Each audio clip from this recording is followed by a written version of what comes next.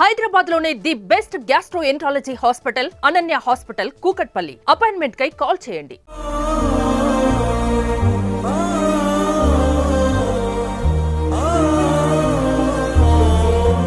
పందికొక్కుల దాడిలో 4 నెలల పసిబాలుడు మరణించిన వార్త ఇక్కడ మనం న్యూజెండ్ల మండలం రవ్వారం గ్రామంలో చోటు చేసుకుంది. వాళ్ళ తల్లిదండ్రులతో మాట్లాడి అసలు చుట్టుపక్కల పరిసర ప్రాంతాల్లో ఉన్నటువంటి పరిస్థితులు ఏంటి, నైబర్స్తో కూడా మనం మాట్లాడి వివరాలు ఏంటో పూర్తిగా తెలుసుకునే ప్రయత్నం చేద్దాం. వాళ్ళ నాన్నగారు మనతో ఉన్నారు. చెప్పండి అండి, అసలు ఏం జరిగింది? నేనైతే లేనన్న మార్నింగ్ బేరానికి వెళ్ళా. మరి నేను వినుకొండ దగ్గరికి వెళ్ళాక 7:30 అయింది. మా ఆవిడ ఫోన్ చేసింది, అయ్యా పిల్లోడు చనిపోయింది అయ్యా. ఎట్టంటే ఎలుకలు చుట్టుముట్టిని గొంతు అవన్నీ కొరికేసినాయి అని చెప్పింది. నేనైతే లేను. ఏం చేస్తుంటారు మీరు? నేను రోడ్లు కూడా వ్యాపారం చేస్తాను. షాప్ ఉందా? లేదు, బయట ఈద్ల ముట్టి తిరిగి బండి పెట్టేసుకుని మాలు పూసుకే వెళ్తా. అంటే హాస్పిటల్కి అట్లా తీసుకెళ్ళాలి? లేదు, వచ్చాక చనిపోయిందని చెప్పారు. నీకు తెలియడమే చనిపోయిందని తెలిసింది.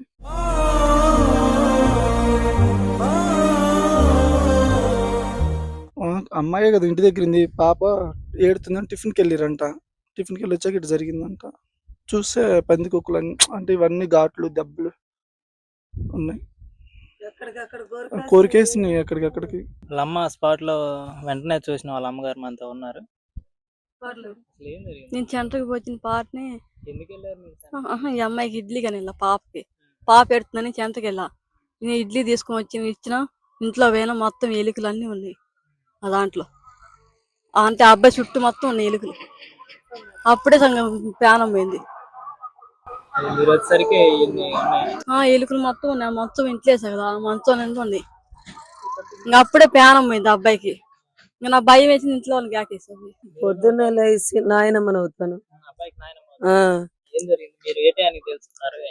నేను లేచి అంట్లో కడుక్కుంటున్నా, కసమై ఊడిసి.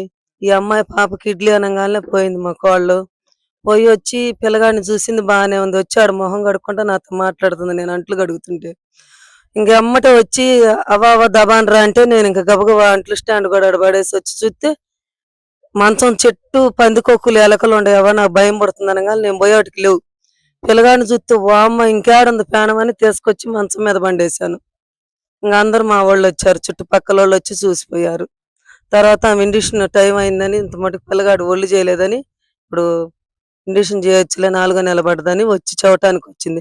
ఇట్ట సంగతి అమ్మాయి ఎలకలు పందికొక్కులు ఈ రకంగా పిల్లగాడిని చేసినాయి, పిల్లగాడి ప్రాణం లేదు అని చెప్పి ఇంక మా వాళ్ళు అందరూ చెప్పి ఉన్నాము. అది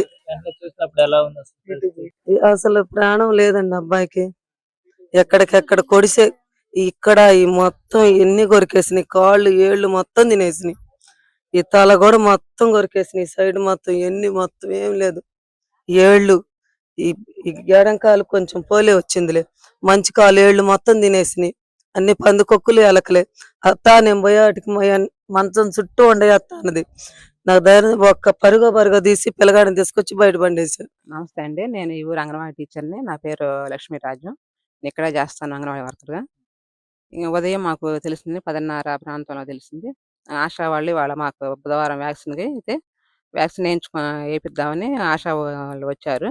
వచ్చి చూస్తే అప్పటికి చనిపోయి ఉన్నారని చెప్పారంటే, ఇట్లా జరిగిందమ్మా అని చెప్పారంట. మాకు ఆశా వాళ్ళు ఫోన్ చేసి చెప్పారు. నేను ఇంకెమ్మటే మా మేడం వాళ్ళకి ఫోన్ చేశాను.